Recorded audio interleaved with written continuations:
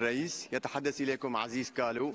لا يخفى على الأحد اليوم أن الوتيرة السلبية لآثار الحرب في تصاعد مستمر في سوريا، وهي تلقي بظلالها المدمرة على كافة الأطياف المجتمع في شمال السوري، وخصوصا في المناطق والمدن الكردية. يتواصل القصف التركي من ديريك وحتى عفرين، محطما البنية التحتية وقاطعا شريان الحياة عن المدنيين، كحرمانهم من الماء والصحة والكهرباء في تلك المناطق.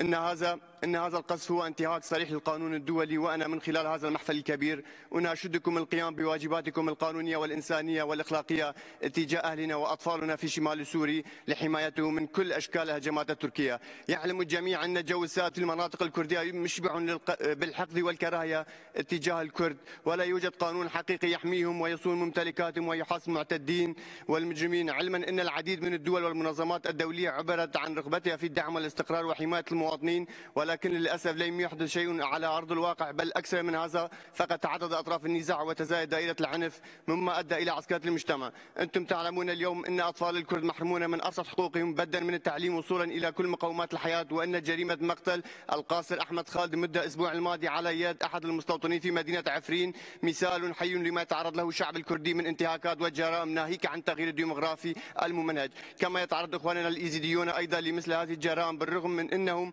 من المكونات والسكان الأصليين على أرض عفرين وفي قراهم ومكان إقامتهم أبا عن جد. وشكرا لإصغائكم. Thank you. أعتقد أن هذا كان المتحدث